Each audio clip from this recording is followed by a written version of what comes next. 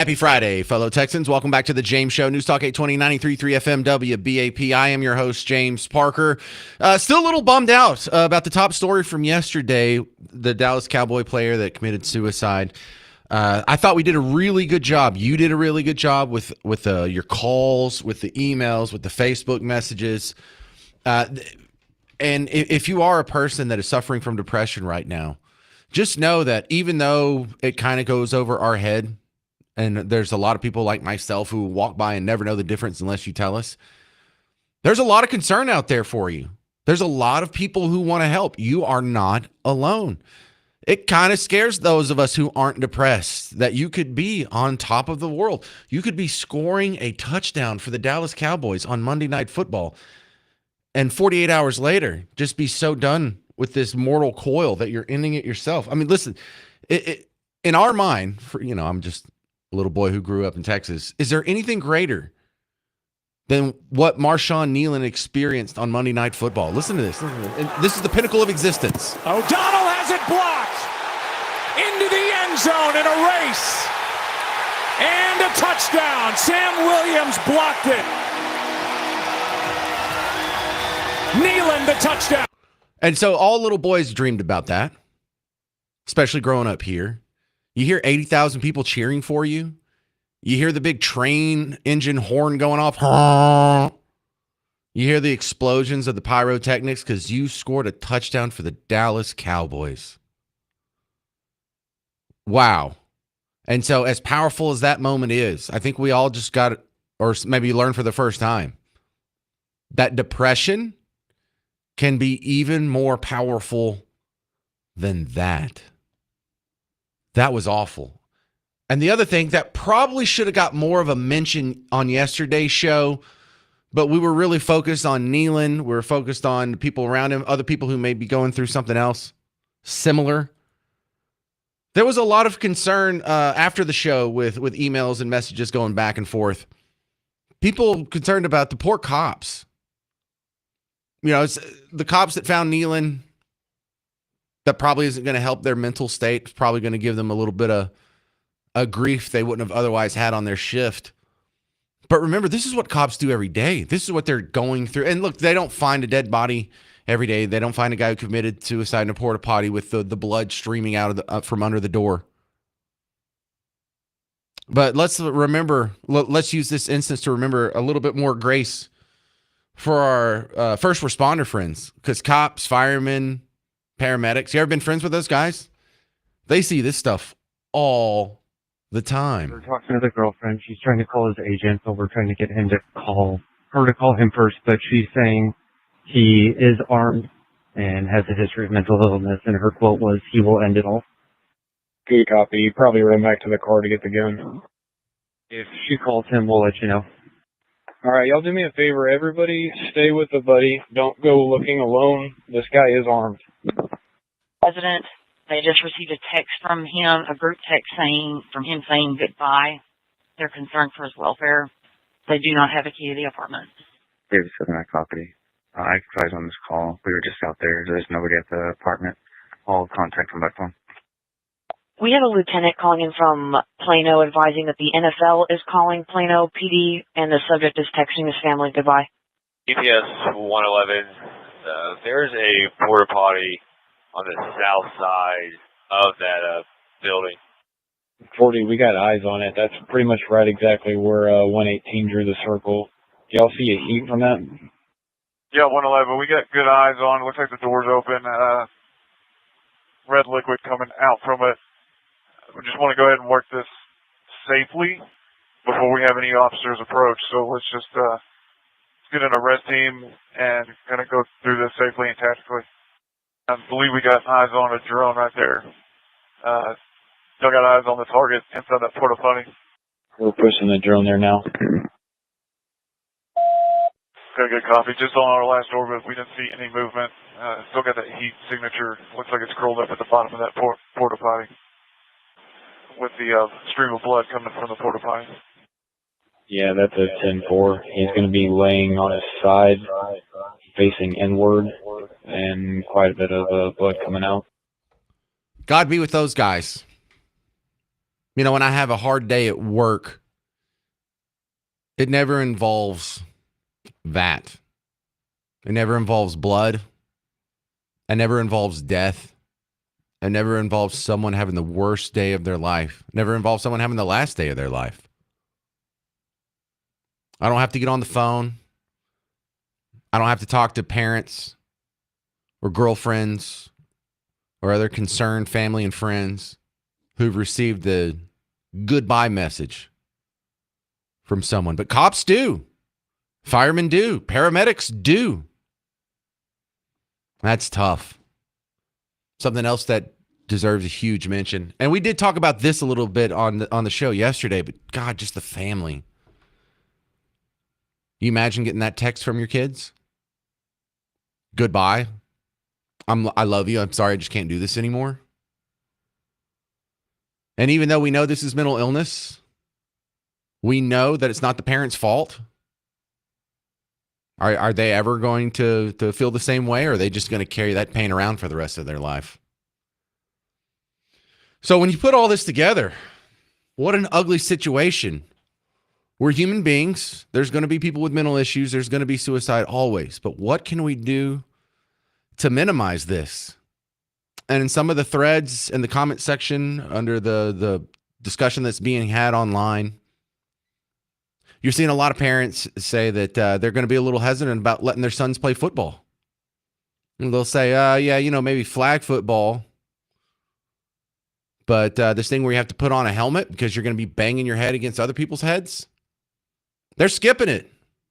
Is that rational? Is that the right thing to do? Because I'm not skipping it. I'm not scared of my boys playing football.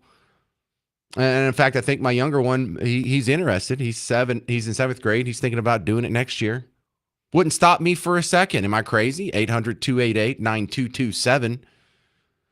But don't just listen to me. We're going to talk to Dr. Matt Chalmers next and ask him, should there be some concern about letting your kids play full contact football, especially in the light of the Dallas Cowboy player suicide that happened this week?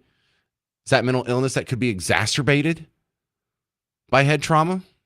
We'll talk to a doctor next about it. I'm James Parker. It's News Talk 820, 93.3 FM, WBAP.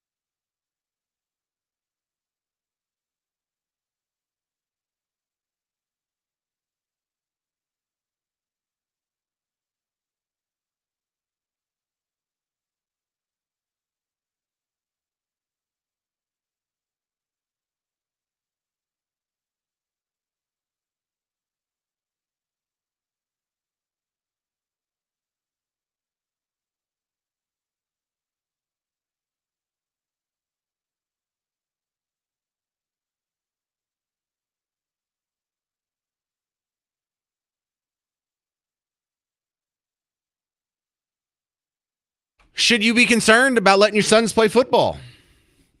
Yeah, it's the James Show. News Talk 820 93.3 FM WBAP.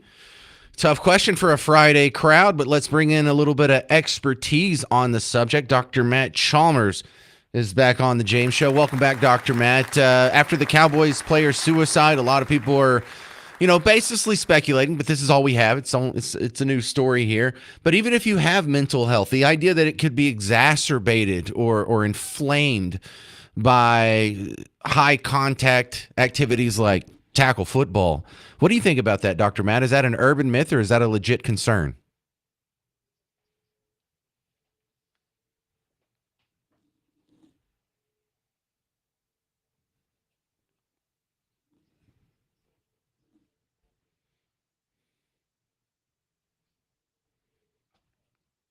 Well, tell me about that. What is treatment after impact?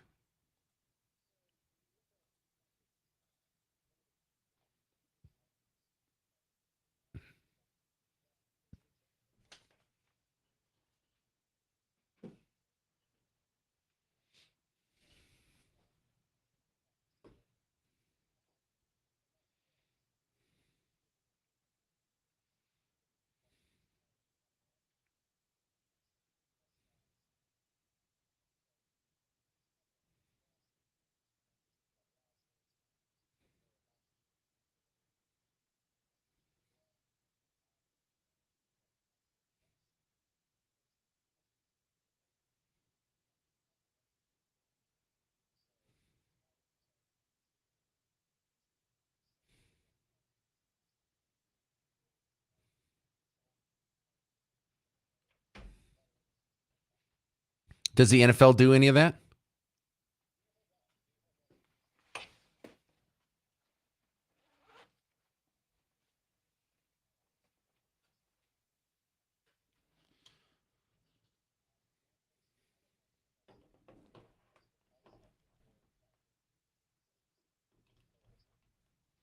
Okay, so let's talk to the moms and dads out there who have a son that's playing football, tackle football. Give the rundown again. What should they do if they think their son has a small concussion, or they call it concussion, but I remember when we were playing, we call it getting your bell rung, where you would kind of do the cartoon things where you would see stars somewhat. Not a full blown concussion, but it would take you a little bit to recover. If your son's going through that, what would you recommend they have them do after practice as sort of a ritual or a treatment?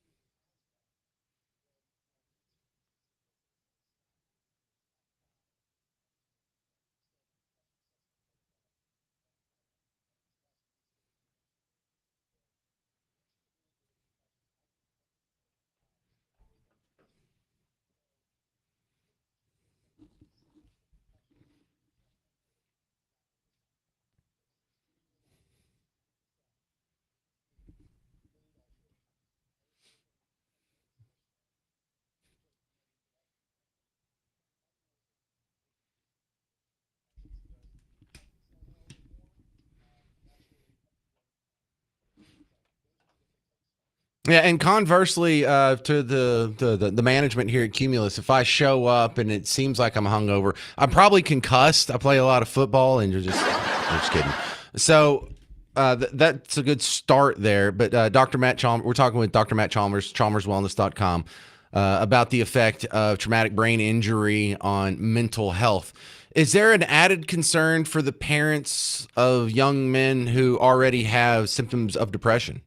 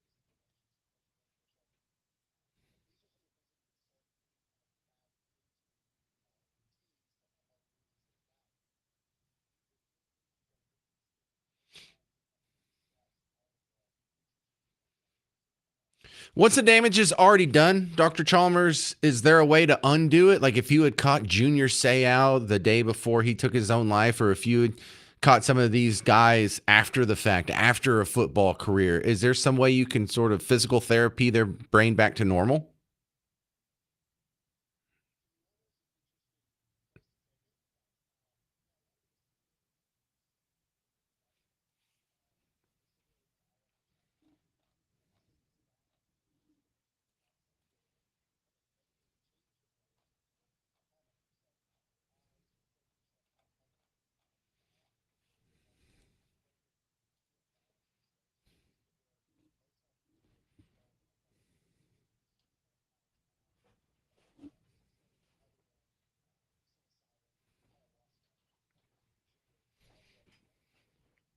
All right, Dr. Matt Chalmers, if someone needs help, where do they find you?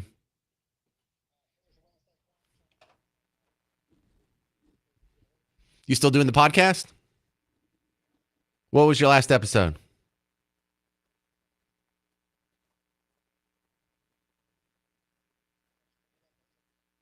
Okay, good stuff. All right, well, thank you very much, Dr. Matt Chalmers, chalmerswellness.com. Appreciate your insight, sir. Well, coming up next on the James Show, the greatest shutdown in American history continues in today. What are we, 38 now?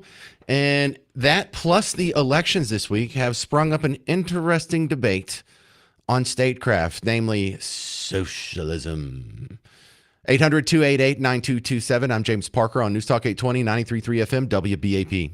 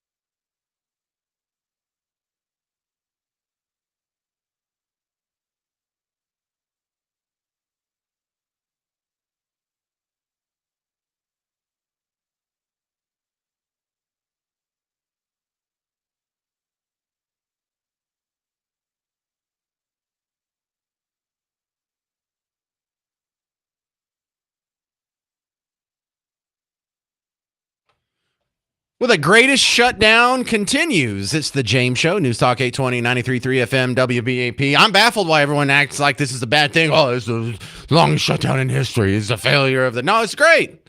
What are you talking about? You got the Republicans saying the Democrats have shut down the government. You got the Democrats saying the Republicans shut down the government. Why are you blaming the other guy? You should be bragging. This is the biggest break the taxpayers have had our entire lives. Thank you for the longest shutdown in history. I hope it goes another month and a half. Who knows? Let's see how long we get this going. Let's set a record so big it'll never be broken again. Let's not bring the people back. Let's just have this an infinite air quote shut down. Now, one of the surprises here is that a lot of us were kind of getting some head fakes at the beginning of the week thinking, well, this may be over pretty soon. Ted Cruz told Maria Bartiromo on Sunday Morning Futures on Fox News on Sunday that he expected the shutdown to end midweek this week. Will the government open this upcoming week? This is getting seriously impacting the U.S. economy. What's your take? I think it's likely to open Wednesday or Thursday of this week. The Democrats will wait until after Election Day because they think a shutdown is good for energizing the crazies in their party. But I think it'll be either late this week or early next week. Are you going to have to give on the Obamacare subsidies? No, the Democrats will collapse entirely. Okay. So that was the prediction he made on Sunday. He said either Wednesday or Thursday. Here it is on Friday, and that prediction failed, but the general tenor stands. If the government shutdown ends in the next few days, now it's probably not going to happen over the weekend. It could. They sometimes do work over the weekend. But if it ends pretty soon, and there is no great change to the bill that keeps getting voted on and voted down over and over and over, then his point will still stand. But that discussion has sort of turned into this filibuster debate because Donald Trump, wanted the Republicans to get rid of the filibuster. So you get rid of the filibuster, you don't need any, you can go around the Democrats. They can't stop you anymore. You can pass all the stuff you want to pass. However, that's where the debate started. So here's Trump saying in the filibuster, and this was on Wednesday. It's time for Republicans to do what they have to do, and that's terminate the filibuster. It's the only way you can do it. And if you don't terminate the filibuster, you'll be in bad shape. We won't pass any legislation. There'll be no legislation passed for 3.25. We have 3.25 years, so that's a long time. Okay, so then this morning, your Senator Ted Cruz was on Fox News again, and he said there is, or not Fox News, Fox Business with Larry Kudlow, and he says we don't have the votes to end the filibuster. I'm sure you were at the Republican breakfast with President Trump. All right, he wants to end the filibuster. Okay, and he's, campaigning on it, talking about it, tweeting on it. He talked to you all at the breakfast meeting. What does Senator Ted Cruz think about this? Look, the votes are not there to end the filibuster. It is not every president of our lifetime has wanted to end the filibuster because if you want to move legislation through, the filibuster necessarily slows things down. I can tell you that when Joe Biden was in the White House and Democrats had the House and Senate, it is only the filibuster that stopped us from absolute devastation. So that's where we're at now. That was this morning. It is now 2:30 something in the afternoon. So there's sort of the impasse we have going on. What's it going to look like on Monday? I don't know. We may not even be still shut down on Monday, but I still do not like the idea of getting rid of the filibuster. I like the idea of just leave it closed. Leave it closed and just let them sit there for as long as they want. And either they come and they vote for the continuing resolution that doesn't change spending levels as they're set right now, or the government stays shut down. You don't have to give in. In fact, this is what I would want you to do with a balanced budget. Just propose a balanced budget. Well, they're not going to vote for that. Well, then leave it closed. So I really think the Republicans can get a win here if they just buckle down. The one philosophical change that might make Ted Cruz's prediction from Sunday wrong is he was saying as soon as the election's over and the shutdown is no longer advantageous to the Democrats, it's not riling up their base and getting them emotional and agitated and to the polls, then it no longer serves a purpose for them. They'll get rid of it. But it turns out that this maybe helping them in the polls more than they had expected. So, hey, if this is going to be good for the polls, then we do have a reason to keep the shutdown going. So I can see that going both ways. Now, there are two great discussions that are being had right now because of the shutdown, and then also because of the election results, with the figurehead, the titular head of that being Mamdani in New York City, because he's an avowed socialist, and he's not just New York City saying he's a socialist. He's actually proposing socialized programs. You know, free buses, free Wi-Fi, free daycare, all this free stuff. That's the classic siren song. But they're almost the same discussion here, whether we're talking about the food stamps and the other social programs that are being affected by the shutdown, or the social programs that are being pitched by Mamdani and his ilk in the new socialist wing of the Democrat Party. It really is an economic discussion. It gets framed as an ethical discussion. Like you're a bad person if you don't support food stamps. Why do you want poor people to die? Why do you want grandmothers to die? Why do you want disabled people to die? No. This isn't a moral argument. We're not in church. This is an economic argument. And I don't know if they truly believe this, or if their Trump derangement syndrome has just steered them in this path. But coming up in the next segment, you're going to hear MSNBC defending socialism as if it hasn't already been tried and failed everywhere on the planet, as if the 20th century didn't exist, as if we didn't see socialism. People saying the exact same things. Equality for everyone. We're going to tax the rich. We're going to do gun control. We're going to have free food stamps and free daycare and free health care. That's what they all said. And they ended up murdering 100 million of their own citizens in the 20th century alone. It's the deadliest ideology man has tried thus far. And that's a bold statement, because the history of mankind has been pretty failed. Yet here we are.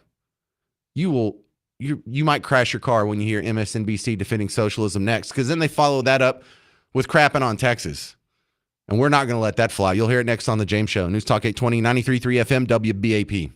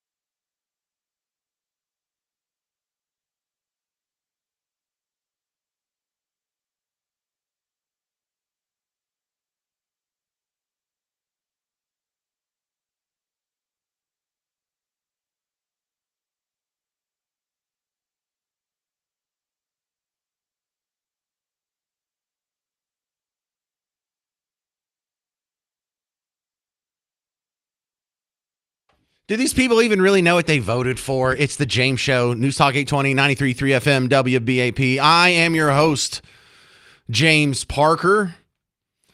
So, just for a little setup before we get into the MSNBC audio of them defending socialism, let me play a little quote here from Mussolini. All within the state, nothing outside the state, nothing against the state. All within the state, nothing outside the state, nothing against the state. There's a government solution for every problem. That's what they believe when it comes to socialism / fascism, which is just a strain of socialism. It was the advancement of socialism from their point of view of Giovanni Gentili and Benito Mussolini. Have you read it? They have the original fascist manifesto. It's only like 11 pages. It reads really silly. It sounds like you're talking to a college sophomore. But it's all in there. It's all socialism.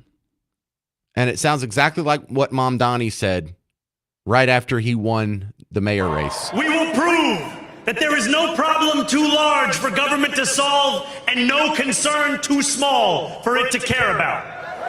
All right, now that should scare the crap out of you if you know anything about your history of the 20th century. The government that is going to try and solve all of your problems, no matter how small they are. Isn't that the opposite of what Reagan said? The scariest words in the English language are, I'm from the government and I'm here to help. Well, how about you have that approach to every single one of your problems? So with that, MSNBC, defending socialism. So, Jared, is it insane that a socialist mayor was elected here in the capitalist capital of the world? By the way, the real answer to that is hell yeah. But that's not what he says. It's not insane, and in fact, it happened, and it happened by a pretty wide margin.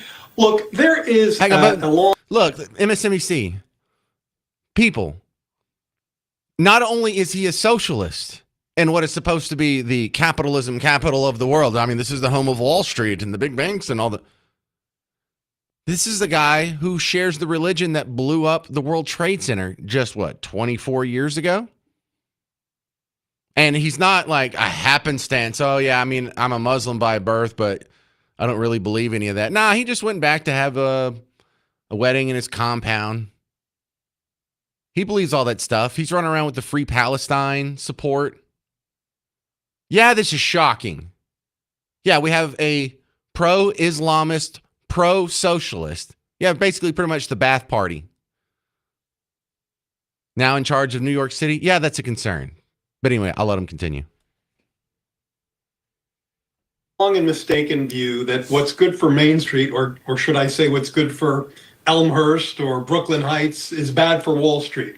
If this mayor-elect, Mamdani, is able to chip away at the affordability problem, if he's able to make childcare affordable for many more New Yorkers, that's going to be good for the New York City economy. And that's not just me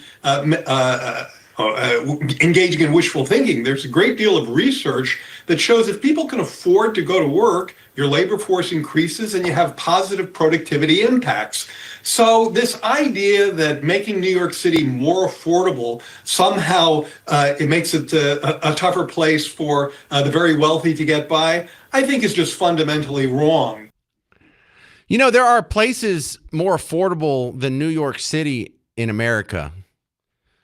It's called everywhere else. You know that? All you got to do is do what every single city besides New York does. You know where things are really cheap? Out in Bugtussle. You know what we don't have in Bugtussle? We don't have socialism. We don't have public transportation. We don't have a city income tax. Hell, we don't even have a state income tax out there. But we don't have all these programs. We don't have universal daycare. We don't have a bus system. We don't have light rail trains or subways. We don't have all these failed policies. You know, one of the reasons why New York City is so expensive is because of the socialist experiments that y'all done already. Y'all already have rent control. You already tried rent control. Did it make rents go down? Has it worked? Did it make New York City more affordable? Then why do you want to double down on this? There's not an answer. These are all rhetorical questions. But remember, when we go back to our interview with the Austrian immigrant who was a child in Austria when Hitler took over her country and changed a bunch of the policies. She listed out a bunch of the policy changes they made. It sounds like Mom Donnie's campaign platform.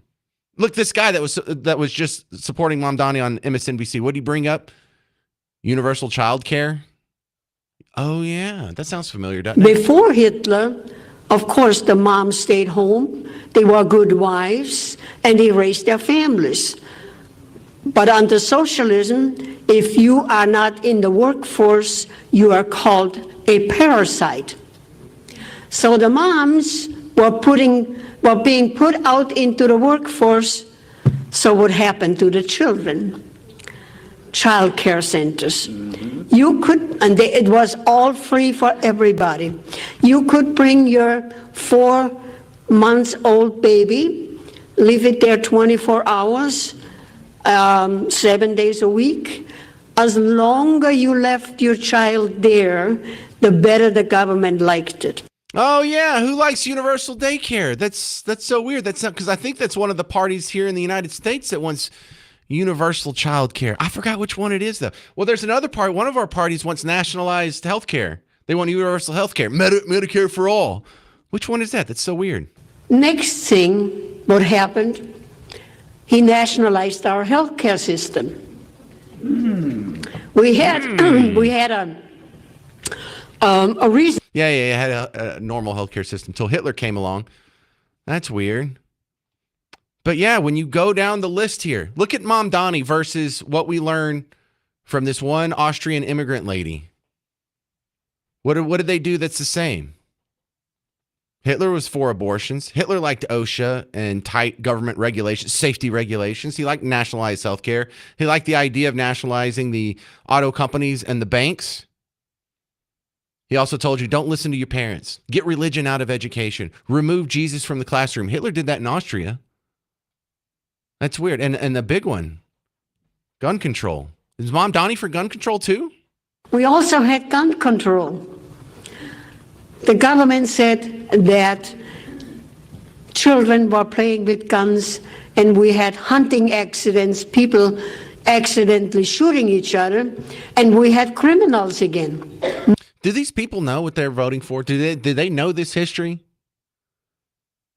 They act like you're the uneducated ones. But here they are instituting the same things. The same things. They're calling for equal rights, universal basic income, having your government raise the kids, social programs, food stamps, public housing, getting religion out of education, gun control, don't listen to your parents, nationalizing and controlling major industries, abortions, euthanasia. These are all things. Mom Donnie, Hitler, Mussolini, all the strains of socialism, they all have that in common. And they all just went in and voted for it. And then you throw in a little bit of Muslim cultural suppression in there as well. Good job, ladies. You're all worried about the Handmaid's Tale and you voted for the one ideology on the planet that really does want to cover you up and dress you in some big nondescript robe. Coming up next, though, their slander doesn't stop with capitalism. They actually, on MSNBC, defending socialism, defending New York City, talk to some smack about Texas, and you'll hear it next on The James Show. News Talk 820, 93.3 FM, WBAP.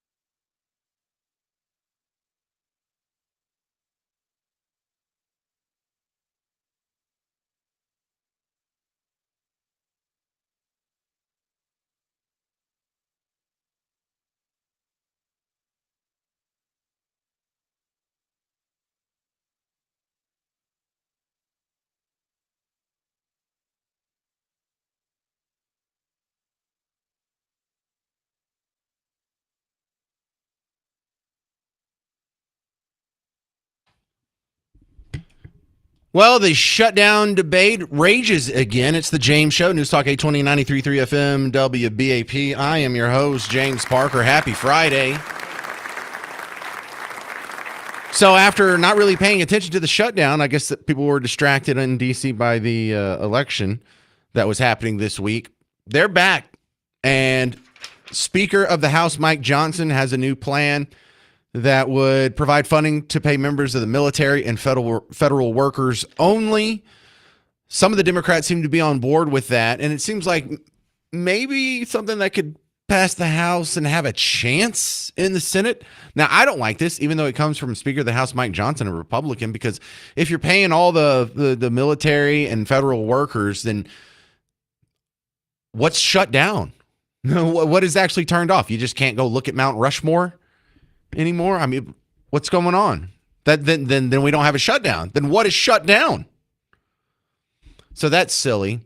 On the other side, you have Chuck Schumer, the leader of the Democrats in the Senate. He has pitched a plan to end the shutdown that would only extend the Obamacare subsidies for just 1 year. Sure. Like y'all aren't going to do this again next year.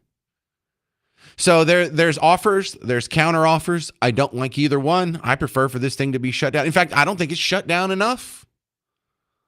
So the debate that this is spurring, though, I think is super useful, because the further away we get from November 1st, it's now been almost a week that we're in what's supposed to be the great food stamp crash out of 2025. And there hasn't really been a crash out now, has there? Has there been mass looting of stores? Has there been mass shoplifting? Was there any coordinated efforts to jack as much as you can from Walmart? No. So actually, it's not as bad. And the longer the shutdown it goes on, the more even the people who aren't paying attention will notice, no, life's fine. So what? So Republicans are just trying to fold over here. This Mike Johnson bill, if it's being backed by the largest federal employees union, that's a bad sign, sir. Yet here we are. So you know what? I don't expect the shutdown to last much longer. And I'm starting to get the feeling that Republicans are going to capitulate. In which one of these compromises or in which one of these plans that are being tossed around? Are Republicans making big concessions? Yes, in all of them. What big concessions would Democrats be making in either of these plans? Not a whole lot. Great. Thanks a lot, guys. I appreciate you standing firm on your principles. But I do like the debate that's being happening outside this. This isn't going to do anything to improve our lot in life when it comes to the people in D.C. But the conversations that you're having with your neighbors now, This is where change can be made. This is where hearts and minds can be won over. Let's go back to this MSNBC segment to where they're talking about, they're trying to be optimistic and tell their viewers, hey, electing Mamdani's good. Yeah, socialism's great. Yeah, no, we're not worried about a mass exodus of businesses and high income earners to more friendly environments like Florida or Texas. Why? Because New York City's just better? Because Texas sucks? Listen to this. I find this a little insulting, MSNBC. But still, I mean, the city has a lot of billionaires, has a lot of millionaires, has a lot of big companies based here. We offer a whole lot more than Florida or Texas or anyone else has in terms of culture and opportunity and dining and plays. I mean, it is one of the cultural capitals of the world. You can't copy it in other places. You can't find a lot of this in other places. So when these millionaires and billionaires are talking about fleeing New York if Zoran Mamdani wins, do you see that as hyperbole or? Let me go ahead and push back against that. Yeah, we have no culture down here. Oh, the New York is the center of American culture. Is it? You sure about that? You sure about that? Who's that guy from the meme? He was on Saturday Night Live, Tom something. You sure about that? Let's talk about what really is the cultural center of America. Is it New York City? Is it the Northeast? Is it even California? Or is it the South? And, kind of anchored by Texas over here. Let's think about that. New York City, all the culture, huh? Well, when you think about music and America, I think the South wins that. American music is almost exclusively South. And I say almost because there's one exception, hip hop. But when you go back through history, when you talk about country music, where did that come from? Oh, yeah, the South. Well, when you talk about the blues, where did that come from? South. When you talk about jazz, where did that come from? The South. When you talk about rock and roll, where did that come from? The South.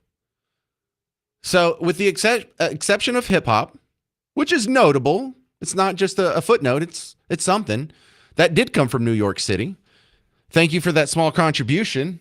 New York City! And then once they invented it, within 10 years, California was doing better than New York was. And 10 years after that, and since, the South has absolutely dominated hip hop.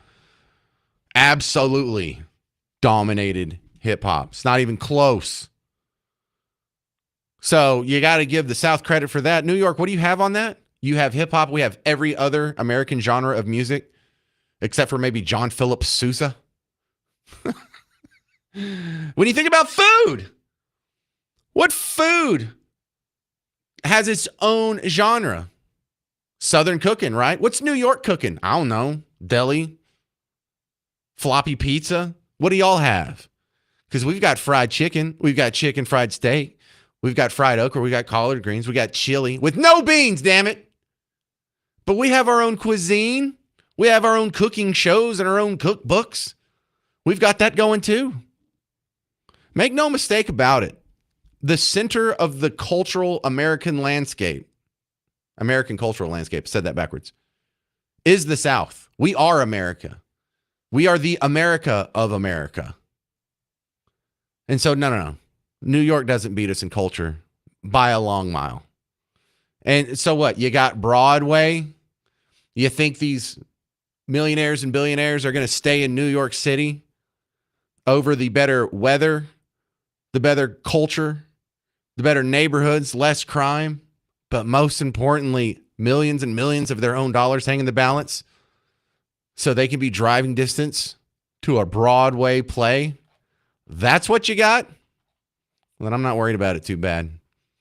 800-288-9227. 800-288-9227. Coming up next, the viral debate that's going back and forth over Mamdani, socialism, and the effects of the elections this week. You'll hear the audio coming up on The James Show. News Talk 820, 93.3 FM, WBAP.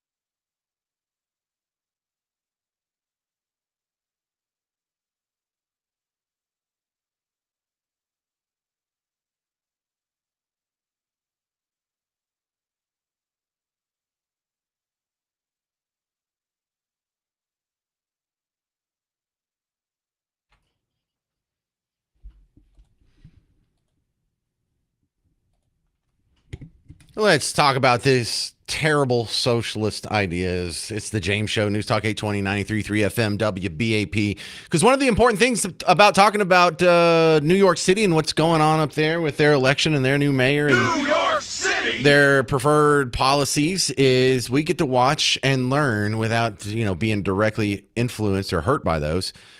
This is some viral video here of people trying to convince other people, listen, this Mamdani thing, this isn't going to work out like you think. We've seen this playbook before. We've seen it tried in Cuba. We've seen it tried in Venezuela. We saw it tried really in the second most advanced country on the planet. Russia was the first country to send someone into space.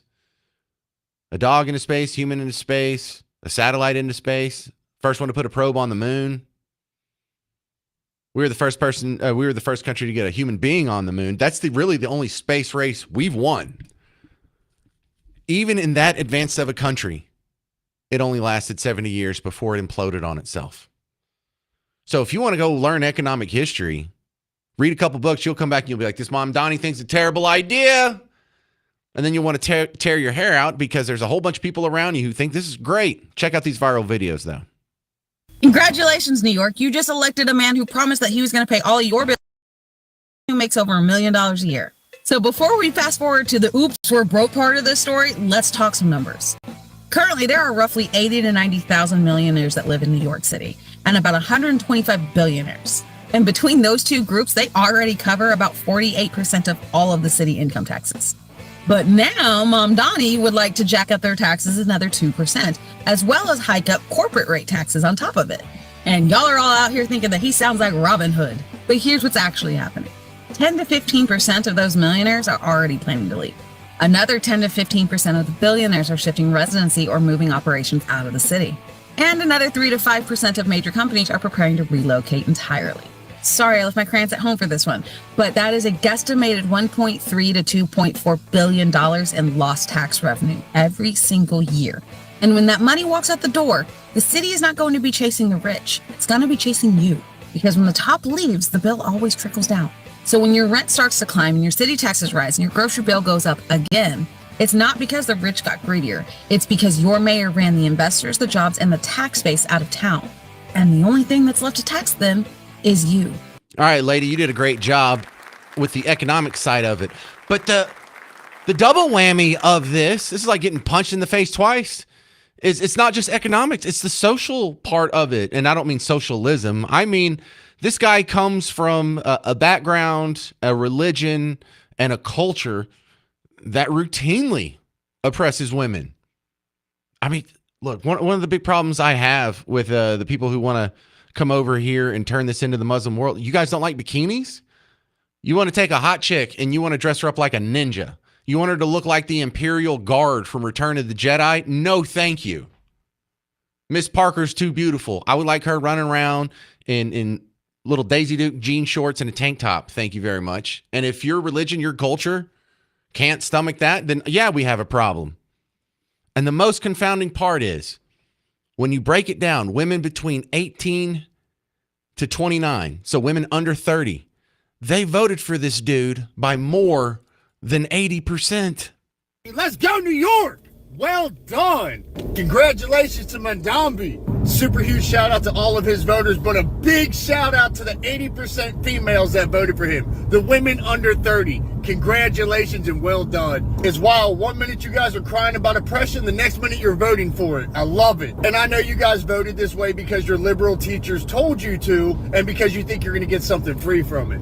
And you might get a loaf of bread when you're standing in 5 boroughs waiting for your scraps. Oh, I bet y'all women are excited too. Like y'all going out getting in designer Durkas, getting all signed up for the handmade Haji tails. I'm guessing you ladies are about to start taking classes on how to shut the up because you're no longer allowed to speak. Oh, it's a beautiful thing. To the rest of the world, maybe now you understand why we want to do away with the 19th Amendment, because all of our problems come from the 19th Amendment. Damn, when you think women can't get any dumber. Boom! There's something to be said for that 19th Amendment argument. Yes, I believe women should have the right to vote.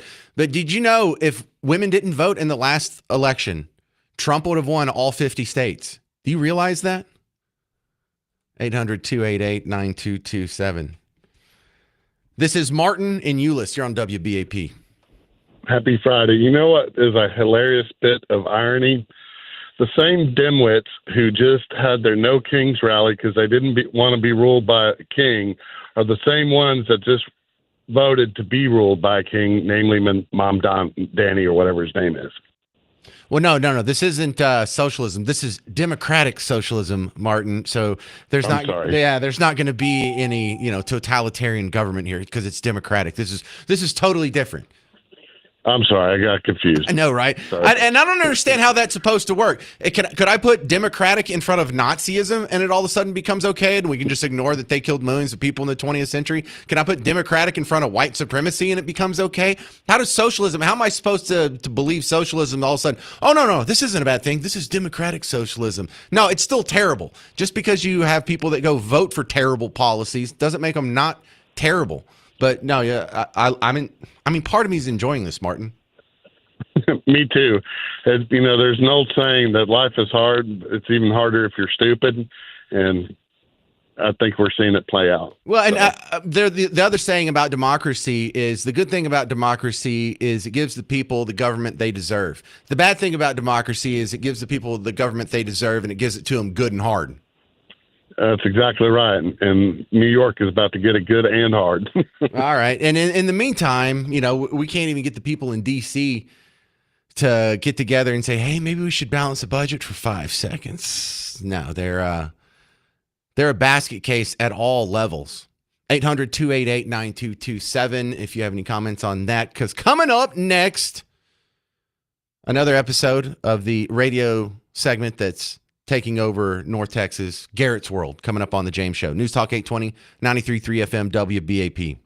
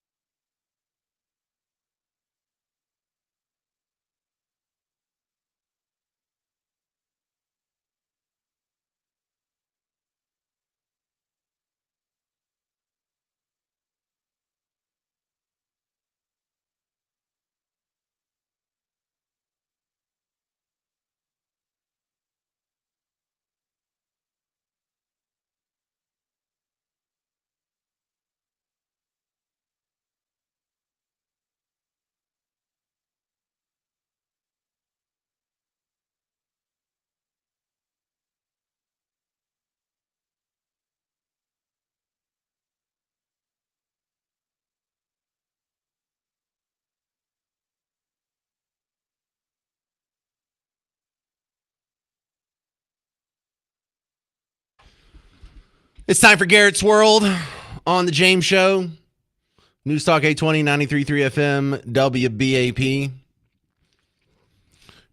WBAP. For new people, Garrett's World is a segment where we turn it over to the guy across the glass, the producer for the show. His name's Garrett, and he's a guy that kind of weird, but for all the right reasons. He's just so damn wholesome. It's suspicious. My dad's the same way. If it sounds like I'm insulting Garrett, I'm not.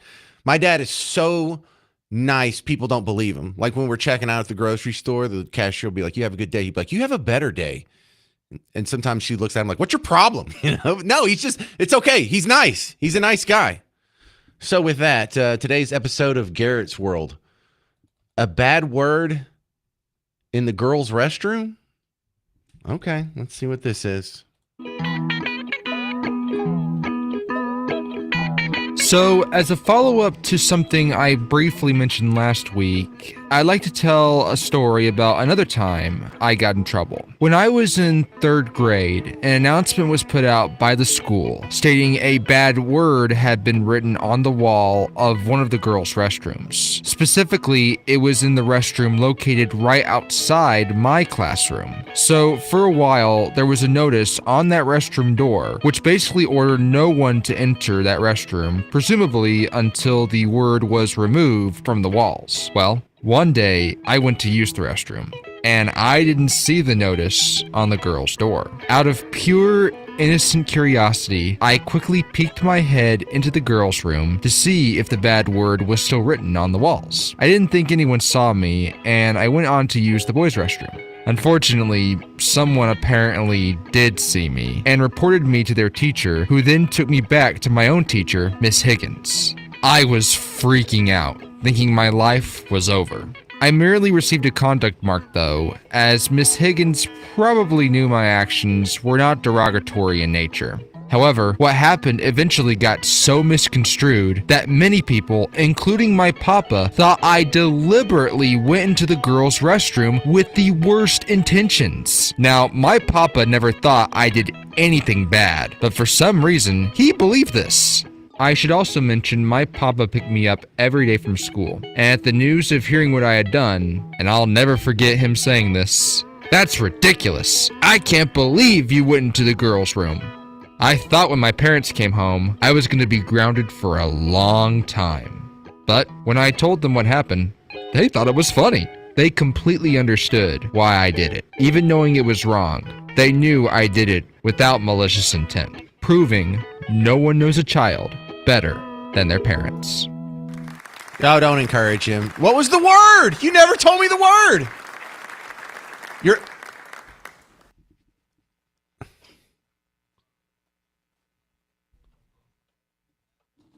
It's probably Tylenol. Bad word, man.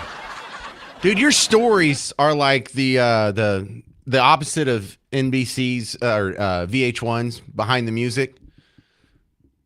Like, you think you're going to get some salacious inside story. Never. Because, like, look, in your story, you're the guy who got in trouble for going in the wrong restroom that had a dirty word in it. In my stories, I'm the guy who wrote the word. I'm the guy who put the word there. All right, Garrett. That's today's episode of Garrett's World. Is that the most trouble you ever got in school? Is that the genesis of this story?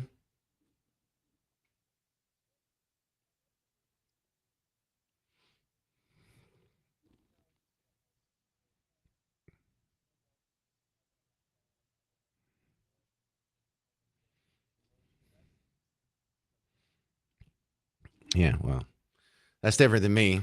I mean, I go to the principal's office and get swats. Why? He hit Cornelius in the head with a rock. Yeah, that's what James did. Not, I went through the wrong door. I'm over here giving people CTE in 7th grade, I suppose.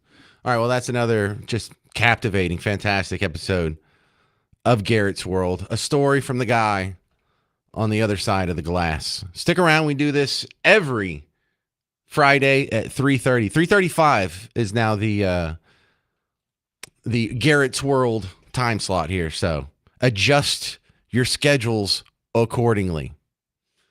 Okay, coming up next on the James Show, We have some updates that I'm way, way excited to tell you about. I am going to be the historian that is documented day by day, bit by bit. Dart circle in the drain. More cities are now voting to kick out Dart. Former Plano City Councilman Shelby Williams is going to celebrate with us next on The James Show. News Talk 820, 93.3 FM, WBAP.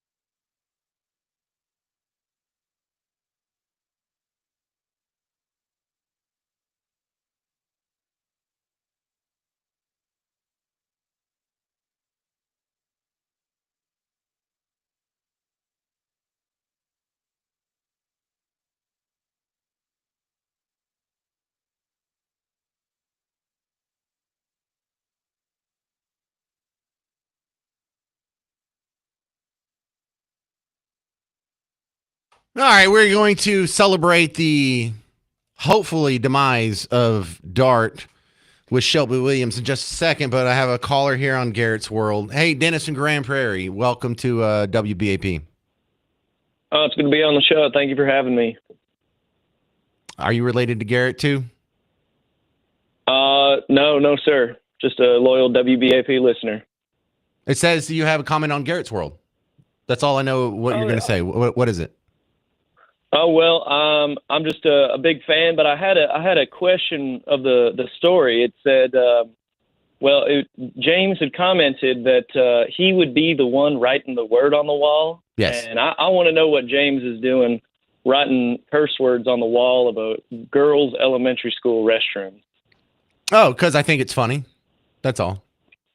Yeah, I mean, I can see the humor in that, but I think a lot of folks should take on a more wholesome attitude like Garrett's. I mean, he's got a pretty natural curiosity. I can understand wanting to go into the restroom to see what was written, but I cannot condone the explicit words written on the wall. Oh yeah, I agree with you. No, Garrett's a better person than I am. Garrett's nice and wholesome. I'm not an evil person, but I'm about 20% evil. I'm capable of evil. I just have it in check.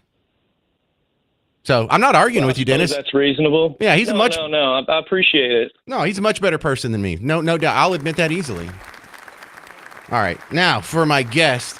I'm glad to have this guy back on. Shelby Williams, if it sounds familiar, he's a former Plato city councilman. And me and him get along so well.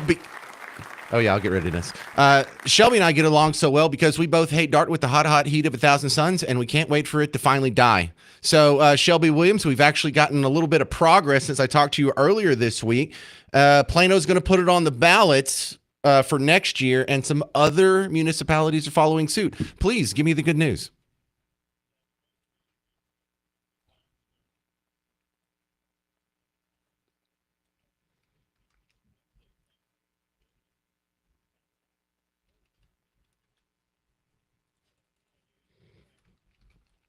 Well, the next step is, will these votes actually go the way we want them to? And the big concern I would think is Plano, because it used to be red. It's gotten a lot bluer as of lately, and I'm not sure if that vote's going to go the way I prefer.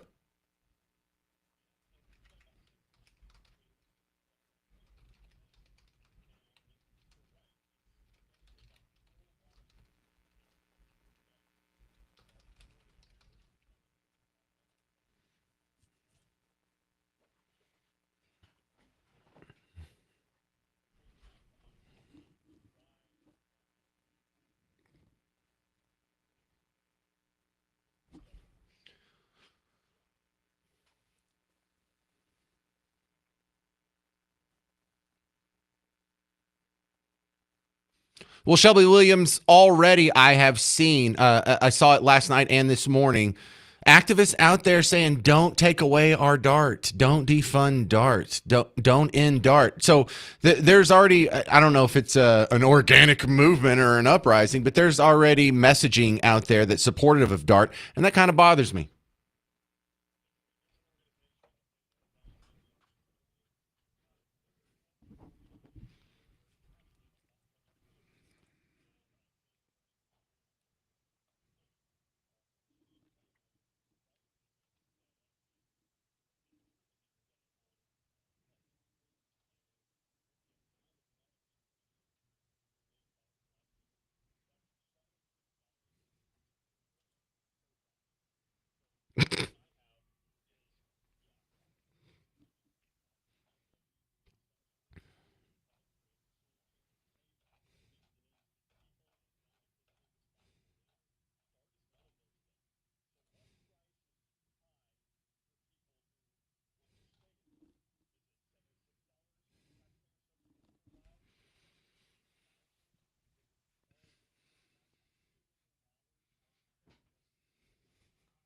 Well, I don't know if I want to give up the ideological battleground that we do need some sort of public transportation system, period, point blank, end of story.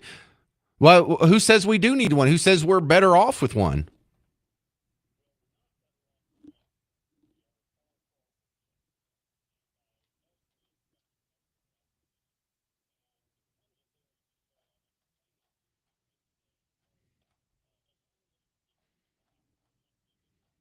Sure.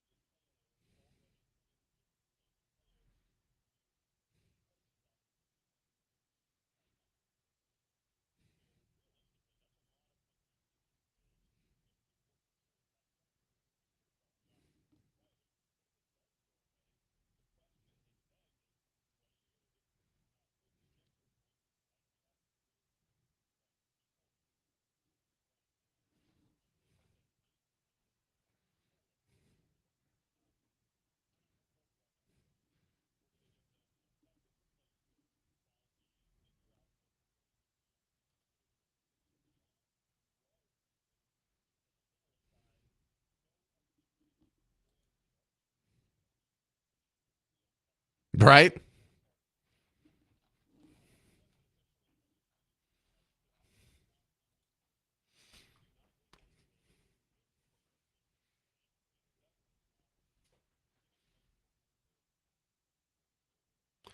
We're talking with Shelby Williams. He's a former Plano councilman who's currently running for Collin County Commissioner, and we're talking about the actions of some of the municipalities kicking out DART, perhaps. Well, let me put a quick corollary on how you described my position here.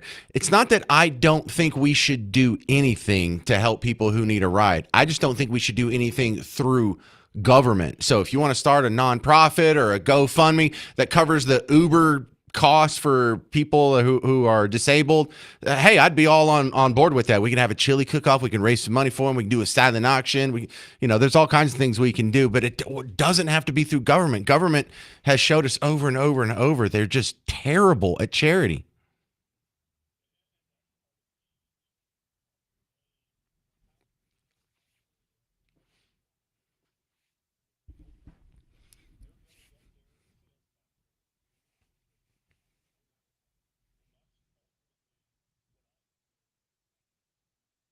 Yeah.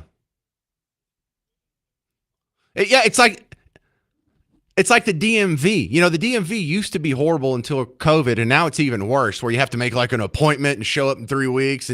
But they don't have to serve you in a polite or timely manner because you don't have anywhere else to go. And I also, part of the reason why I'm so anti-DART is my upbringing. I'm from the middle of nowhere, and in Buck Tussle, we don't have DART.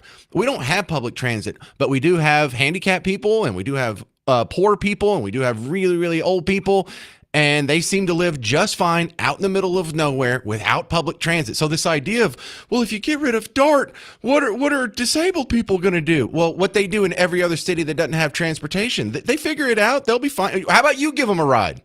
Not you, Shelby, just the person griping.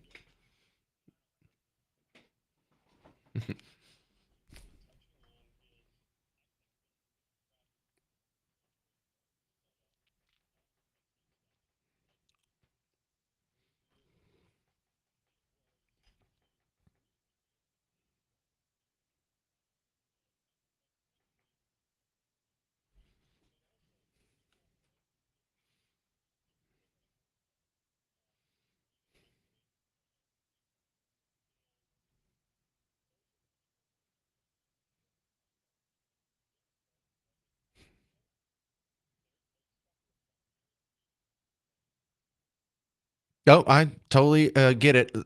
Is there anything we can do to make sure these votes go the way they want? Do I just need to start an information campaign? Do we need to start, I don't know, have some public awareness march or something?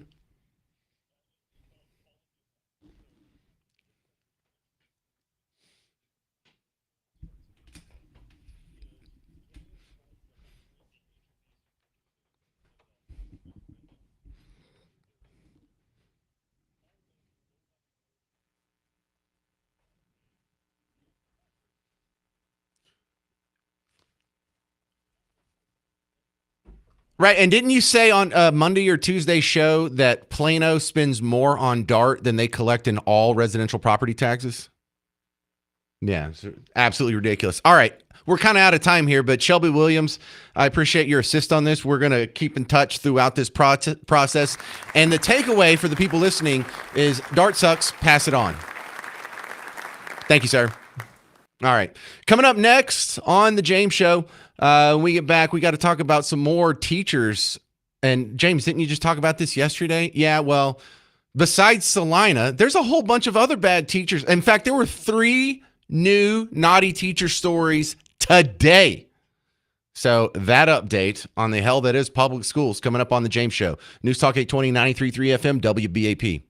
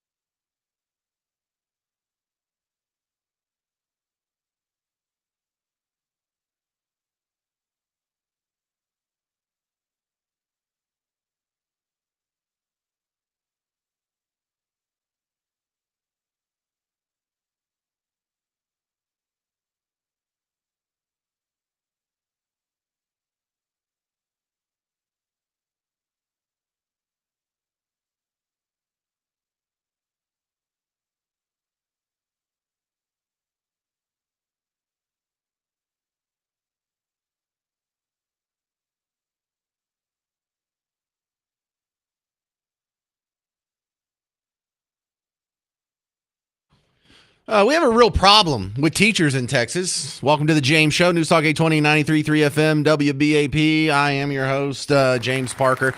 Happy Friday.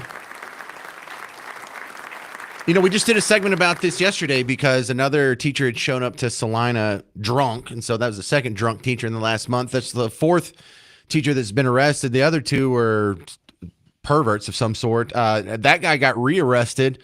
New charges. The guy that was allegedly, reportedly, whatever, with the video of the kids in the middle school. Yeah, new charges slapped on him. And then today, my guest from yesterday, Erin Anderson, TexasScorecard.com, or I guess she was on Wednesday. She had to write 3 new articles today about misbehaving teachers in Texas. So let's go through some of these. Number one, down in the Houston area. Actually more toward Beaumont, if I remember correctly. This is Fox 26 report of a teacher arrested there. We're outside of the Sealy Police Department, where we have just confirmed that a local Sealy ISD teacher has just bonded out of jail despite facing potential child grooming charges. We were notified of inappropriate relationship between a student and a teacher. Yeah, so that's just west of Houston. The next one, if you go north a little bit, KETK, my old station, has a report on an athletic trainer who's also, teaching classes in the town of Center. A Center ISD employee has resigned the same day he was booked into the Shelby County Jail. Christopher Lemoyne, right here on your screen, was an athletic trainer with the district. He was arrested Tuesday for having an improper relationship with a student. Oh, my goodness. And the next one, I don't think we have any news reports on it yet because it was just reported this morning, but I did find an online watchdog who was all over this, reporting from the Rockwall County newspaper. But the teacher is someone in Mesquite that got arrested. A teacher at the Mesquite Academy, which is a school in the Mesquite Independent School District, was arrested and charged with possession of child sexual abuse material on November the 3rd. All right, so that's 3 new ones just today. Guys, we have ourselves a real problem. We have too many of these stories happening. I could do this almost every day. And this is just in Texas. I'm not cherry picking from across the country of 330 million people here. But if this was happening in other organizations in a way that wouldn't hurt the narrative, this would be the top story in the country. Remember, we had Black Lives Matter, a movement that sprung up during Barack Obama over what? The police killing unarmed black men. That's something that happens 15 times a year. Some years it's only like 9 times. It's like single digits. Some years it's like 20-something times. But on the average, it's about 15, maybe 20 times a year is an unarmed black man killed by cops. That was so important. That level of injustice, that level of harm being brought to the community, or at least perceived harm being brought to the community, was so important. We had riots almost every weekend for 6 months in 2020. We've had riots all over the place for decades over this issue, whether it's Ferguson, or where Kyle Rittenhouse got rolled up and won. I mean, it's the most important. It's so important. We had to put messaging in the end zones of the NFL, and it only happens 15 times a year. We've had over 300 of these stories documented by TexasScorecard.com in the last 2 years. Is that not enough? How many does it take before it's a real concern here? It's a lot. There's a lot going on with our education. And sometimes when you talk about our education, you're talking about the low test scores. Sometimes when you're talking about our educational problems, you're talking about the misbehaving teachers like you see here. Sometimes when you're talking about our educational problems, you're talking about college kids and they can't afford it, or they're being indoctrinated to believe crazy things like Mamdani is going to be good economically for New York City. But check this out. If this one viral video isn't a great encapsulation, here is a grown woman who looks like she's in her 30s. She makes a viral video griping about her student loan. The crazy part is she betrays to the entire world that even though she's gone through 13 years of public school or, regular schooling and gotten a degree, she still doesn't know how interest works. And she doesn't have the self-awareness to know this is embarrassing. And then I make the mistake of going in to check what my student loan balance is. And every time I am shook and I'm disappointed and I'm heartbroken just looking at the numbers. But it's insane. I pay almost $900 towards my student loans, my Parent Plus student loans, every month. And I was just doing the math, like comparing the principal amount with the interest and like the amount of money I've paid. I looked at what the balance was that I guess the last time I checked was in January, actually. So the balance was like still over 100K. But then when I did the math for the balance now, the only difference is like almost $1,400. So I've only brought down the total by $1,400, even though I have been paying almost $1,000 every month. And that is how we all get over by interest. No, you're not getting screwed over. That's how interest works. I don't even have to look. My hands are in the air. I don't even have to do math. I don't have to type this into my calculator. You're paying about 8.5% interest, which isn't anything too crazy. It's like you bought a $100,000 car. Okay. You want to pay that off in 4 years like a car? What's your payment going to have to be? Something close to, I don't know, 2,000, 3,000 bucks. Yeah. You want to pay off more principal on your student loan every year? Well, then you're going to have to pay more than $1,000. That's how it works. Do the math. Do you not know how math works? Do you not know how interest works? You're not getting screwed. You're getting a really good deal. Someone's being patient enough to let you pay just a small trifling sum on your loan every year. Your payments are too low. You're not getting screwed. No one tricked you into this. It's the most basic math that every sixth grader should know. Somehow you made it all the way through high school and college with a degree, and you're caught off guard by this. You need to go back to your college and get a refund. 800-288-9227. Coming up next, speaking of improving education, Jason Taylor, the guy who founded Code Launch, is going to be on the show to talk about an event that's happening next week in Dallas. It's going to be super cool. The finals of the Code Launch Challenge, where different app developers and coders come together in sort of a Shark Tank competition. And we're about to award the international championship next week. It's a really cool setup. You'll learn about it next on The James Show. News Talk 820, 93.3 FM, WBAP.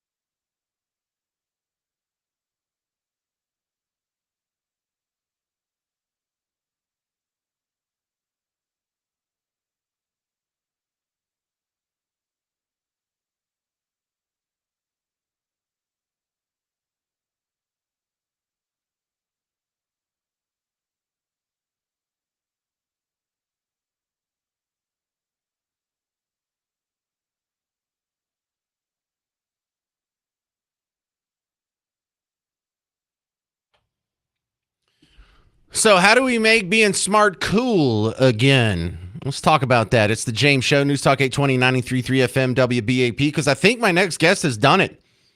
His name's Jason Taylor. You probably heard him on the James Show several times. He's the founder of Code Launch. CodeLaunch.com is the website, but it's an international competition where people get together and they pitch their ideas for the apps that they're working on and try and win investors. And it's very much like a Shark Tank thing. But I went to the finals at Gillies last year, and I was expecting, like kind of a science fair competition. That's not what I got at all. What I got was American Idol for smart people. I was blown away. And just to let you know, I'm not running my mouth. Not only am I going next week, I'm bringing my 15-year-old son because I want him to see it. So welcome back to the show, Jason.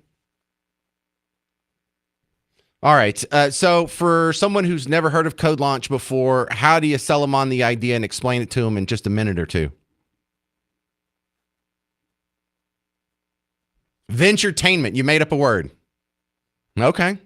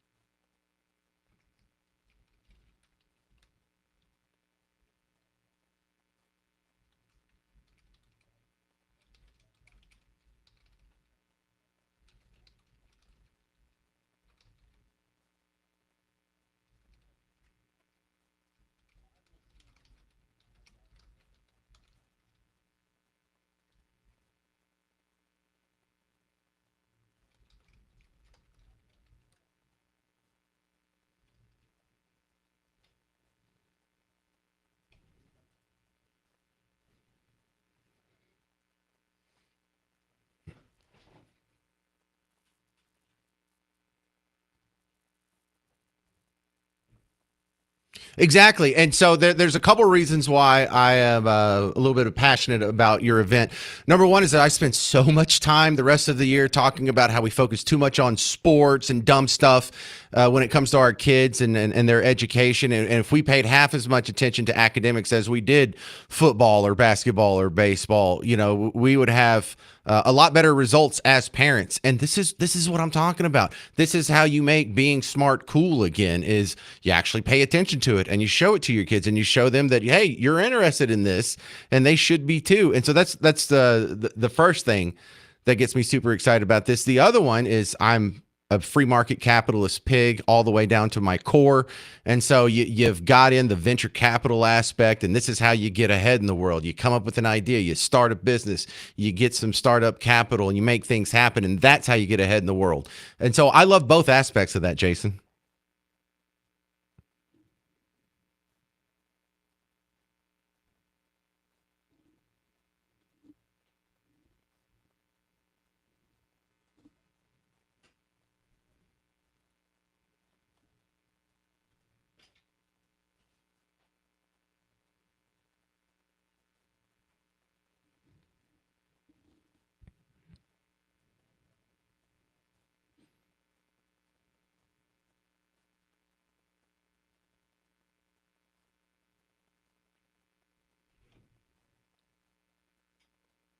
Yeah, so I went last year and I noticed this wasn't just a presentation for the people in the building. There were a bunch of cameras flying around, and not just to set up the stuff that was on the screen behind the stage.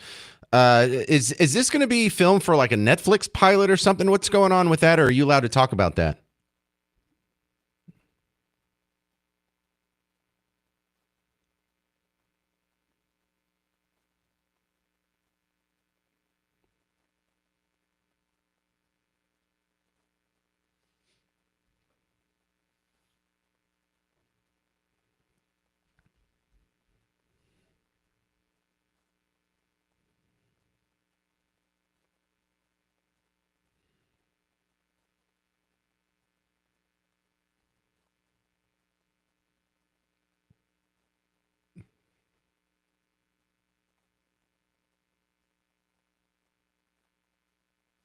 All right, so we're talking with Jason Taylor. He's the founder of Code Launch, which is having their international finals here in Dallas coming up Wednesday, November 12th at Gillies.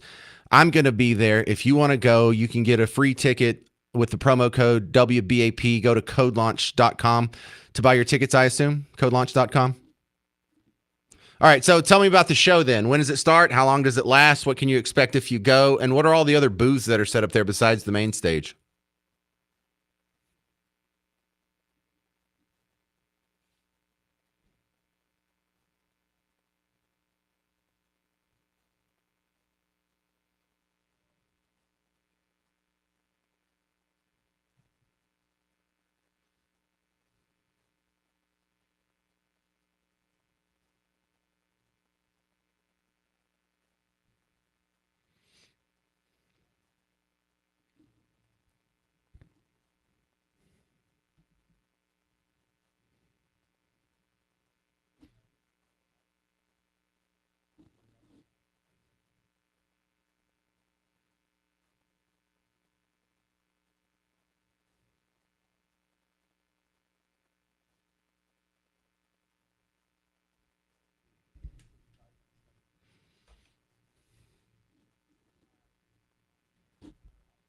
All right, we're going to talk about this more, on Monday or Tuesday's show? I think I got you scheduled for next week. Monday. All right, we'll spend a little more time with Jason Taylor. He'll be in studio, so his audio will be a little bit better, but it'll be previewing the international finale of Code Launch. For more info, codelaunch.com. If you want to get tickets, use promo code WBAP and get a freebie on us. Thank you, Jason Taylor. We'll talk to you on Monday.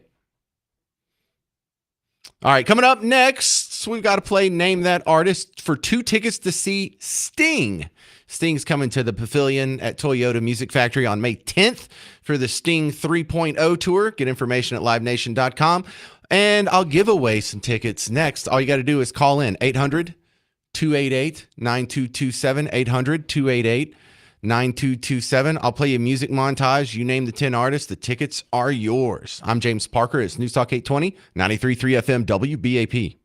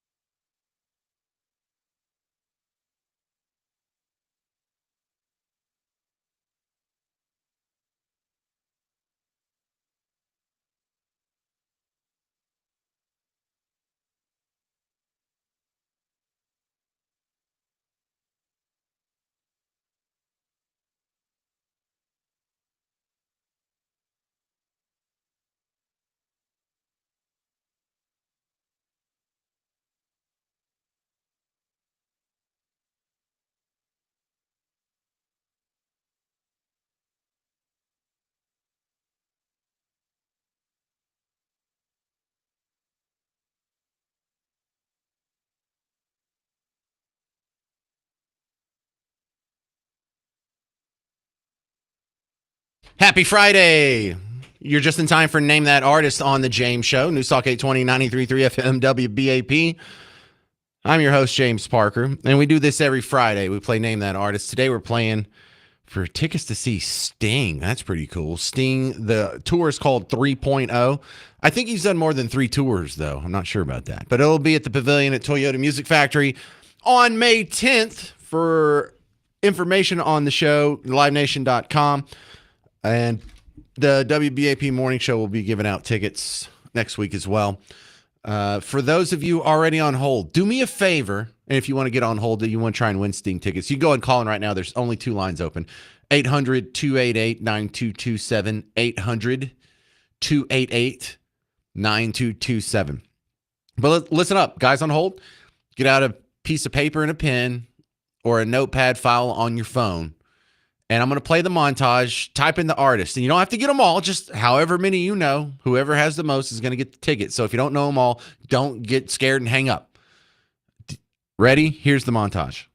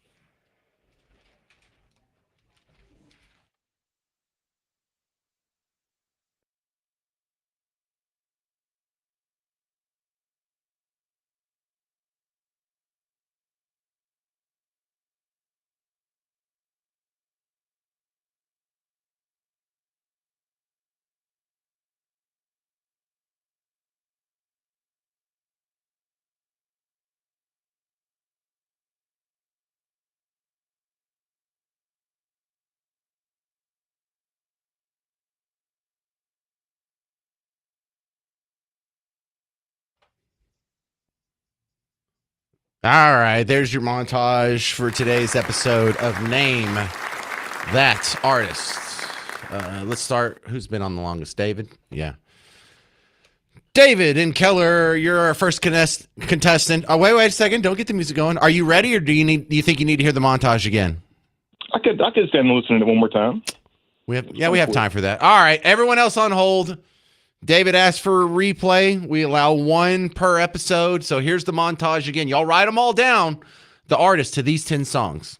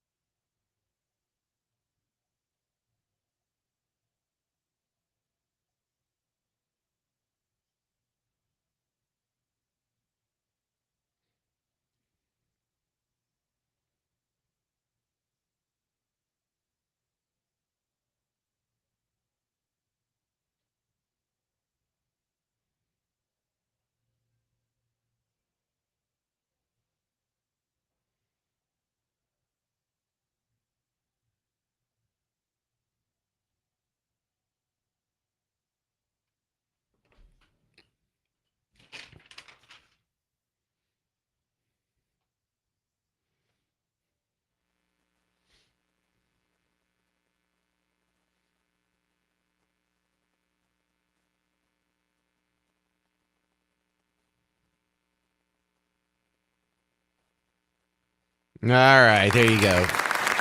Let's go back to our contestant here. All right, David and Keller, you ready? Yeah. All right, it didn't matter if you're ready or not. You got to go. All right, name that artist. Go. All right, Steve Miller Band, Bryan Adams, Depeche Mode, I Don't Know, and Tom Jones, Glenn Campbell. I'm not sure about this one. Madonna, maybe? I don't know. I didn't know that either. Well. Yeah. Yeah. 8, I don't know. 9, maybe Olivia Newton-John. Okay, I don't know. I couldn't hear him very well, so. There's one more. That's all I got.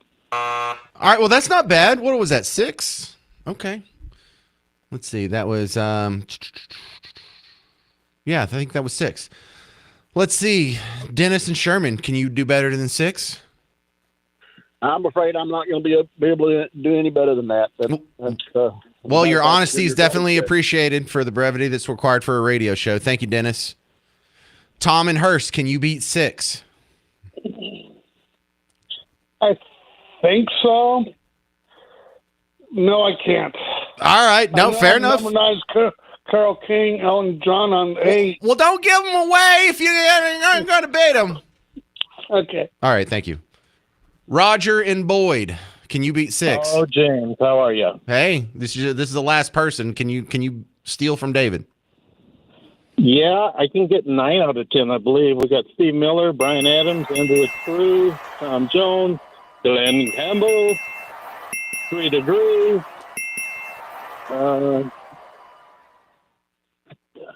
Let's see, Barry Manilow, Carol King, Elton John. Yeah, and there was also a Depeche Mode in there, but you already won, sir. You already won. Yeah, Depeche Mode was number 3.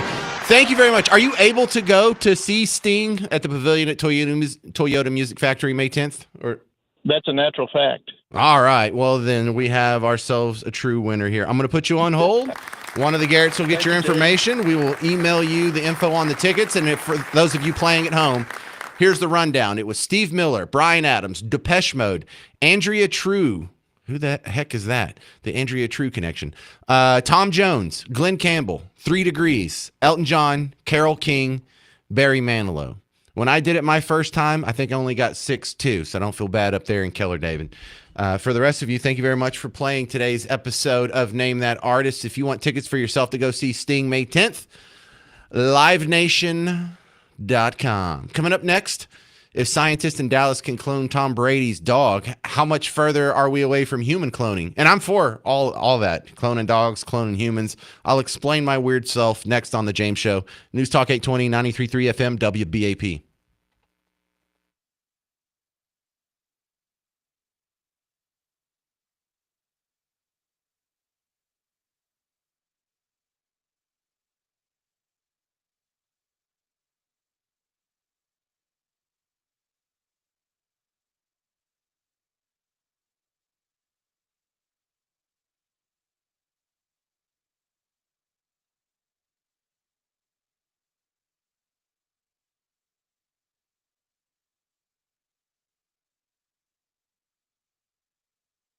Hey, sports fans, James Parker here for the Prize Picks app. Now, the Cowboys are off this weekend, so if you want to just have a little bit more fun with the other sports you're watching besides the Cowboys, it could be pro football, it could be the other teams. There are other teams that exist, but also don't forget they've got your college football, they've got your hockey, they've got your basketball, they've got all these other sports, the golf, the tennis, the racing, the esports.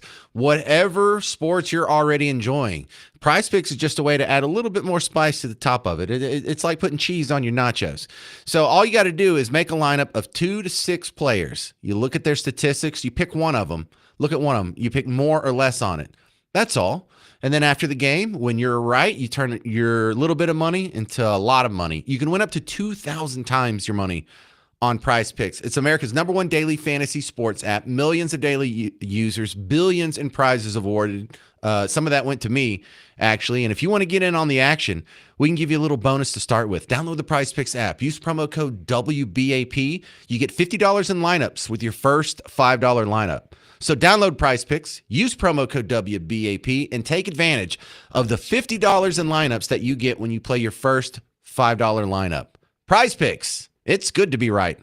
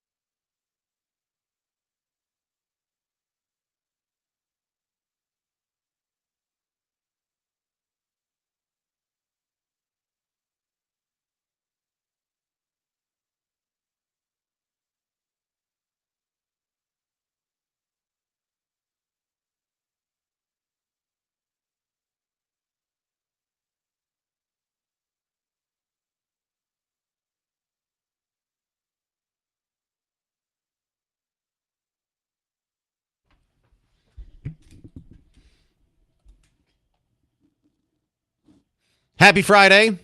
Welcome to the James Show, News Talk 820, 93.3 FM WBAP. I am your host, James Parker.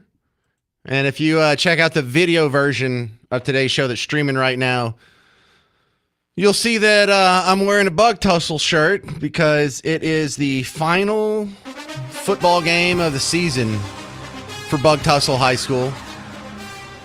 And don't you mean the final game of the regular season, James? Well, yeah, for all you other teams that are going to make the playoffs. But for old Bug Tussle playoffs, that's not something that we're used to going to, and we're probably not going to go this year. We're going to go to Athens. They're going to stomp the snot out of us, and they'll make the playoffs. And then we'll go home, and we'll have our Sundays free for the next, 10 months or so. But no, and that's okay. Look, Bug Tussle's not good at football. That's all right. We get good grades. Isn't that what's important? Huh? Yeah, that's what the schools that are bad at football say. But I saw this story about Tom Brady's dog. Tom Brady, greatest quarterback of all time. Got it. These scientists in Dallas, I think it's the same ones that are doing the dire wolves right now. And I've met two of these people at this point. They cloned Tom Brady's dog. Now, this isn't anything new. They've been cloning dogs around here. And I understand. It sounds kind of creepy, but I think it's only creepy because it's new. I think it's only creepy because we haven't experienced this our entire lives, and so it feels unnatural. I mean, and it kind of is unnatural, although they do have clones in nature. The clones make their appearance in the form of identical twins. Those are technically clones. They have the exact same genetic profile. There's two of them. But we're getting better at this dog cloning thing. And the more people that do it, the cheaper it's going to get. I wouldn't be surprised if before the end of your life, you clone one of your dogs. And cloning, I don't think, is unnatural. Not in the fact that, it happens without the assistance of science. But I don't think it's unnatural in our instinct, because the prime directive of every living thing that has ever existed on Earth is what? Propagation of the species. Passing these genes along. And what is there better to pass your genes along than a clone? Because when I get together with Miss Parker and we do the thing and we have kids, those kids are half me, half Miss Parker, give or take a few amino acids, right? And so you're pretty happy with that. That satiates the very healthy human instinct to reproduce. But what's a clone? Dude, if you had a clone of me, that would be 100% my genetics. That is the perfect satiation of that instinct. That is the perfect passing along of your genetic profile, because it's all of it. So I'm all for human cloning. Hell, if we could do it for humans, I would do it right now. I would, if the technology existed and it was legal and I could afford it, heck yeah, I'd go sign up for a clone. I'd go sign up for a clone immediately. You know who else? I'd get a clone of Miss Parker too. Hi, Miss Parker. We'd clone 10 of those, actually. You know how awesome the world would be if we just... think about that. Think about if human cloning is a thing. There's going to be someone out there like Elon Musk. How many clones could Elon Musk afford to make of himself? Infinity? He seems to be pretty big about spreading his genes around, right? He's pro-reproduction. What's he got, like 11 kids with 6 different ladies? Wouldn't the world be better if we had an army? If we had 1,000 Elon Musk? We could have so many clones. It would be like the Clone Wars from Episode 2 in Star Wars. We just took this one guy who was a good bounty hunter, and we made 200,000 of them. And if I could afford it, we'd have 200,000 Jameses, y'all. If human cloning became a thing, there would be a factory. You better pray I don't win the Powerball, because I would set up the James Parker factory, and they would just be creating clones, and I don't know what the process would look like. I don't know if it would look like Episode 2 from Star Wars where they're making the clones there. It may look like the pods with all the little guys living in the goo pods in Matrix. I don't know what it would look like, but I'd be cranking out 100,000 James Parkers, and you better be damn sure the world would be better off with more of me in it. But yeah, I'm pro-cloning. Cloning is the perfect reproductive vehicle. Sex, hey, you say what you want about sex. We're all big fans here, but you only pass along half of your genes when you have a kid the old-fashioned way. So yeah, Don't be weirded out by Tom Brady getting the dog clone. You might do that next. And just go ahead and start thinking about this and tossing it around on your head. We're going to see human cloning. And they're going to do some really stupid things with it. Do you remember back in the if you were a child in the 80s, you might remember this, gentlemen? You remember the documentary cartoon series G.I. Joe? I mean, I know in a documentary it's a joke. But they wanted to make a new leader for Cobra. So what did they do? They merged the genetic profiles of all the greatest emperors and conquerors in history. And this was a lot for 11-year-old Parker to take in here, but I was taking notes. They combined the DNA profile. They got some DNA from Genghis Khan. They got some DNA from like Napoleon. They got some DNA from like all these other just horrible people in world history. And they spliced them together to make Serpentor. That's where Serpentor came from, right? That sounds really stupid, except that's going to happen. You understand that? Not only are we going to have perfect clones, they're going to make like the perfect talk show host. They're going to take a little bit of Rush Limbaugh's DNA and they're going to mix it with a little bit of James Parker's DNA and a little Joe Rogan DNA, maybe Sean Allen DNA. Just trying to help you out. No, Sean's not making the cut. I'm sorry, bud. But no, it's coming and it's going to be a beautiful thing. Do I have time for a clone? All right. I got time for one call. Mark, you only got 30 seconds. Mark and Rockwall, go. Oh, that's right. Okay. Little feminine. Yeah. Mark. Yes. Go. You got 30 seconds. Okay. The movie Multiplicity with Michael Keaton from, I don't know, 80s or 90s is about cloning. Yeah. And he's a general contractor, not enough time to do everything, gets an opportunity to clone himself. The first clone's a little more masculine and he gets a lot of stuff done and then decides, hey, this is nice. I'm going to do it again. Does it again.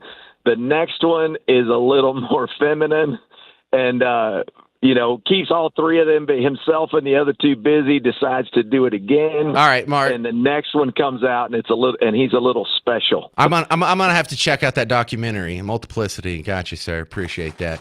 Yeah, I'm gonna clone. By the way, I'm gonna clone 7 Miss Parkers. I'm gonna call them Sunday, Monday, Tuesday, Wednesday. I don't know what for. It's not like they just have a job assigned for that specific day, right? Just kind of spread out the duty. Sting will be at the Pavilion at Toyota Music Factory May 10th for the Sting 3.0 tour. Get information at livenation.com. Listen to the WBAP Morning Show next week for your chance to win tickets from them as well. Thank you very much for hanging out today. Mark Levin's coming up next. I'm James Parker. This has been The James Show on News Talk 820, 93.3 FM, WBAP.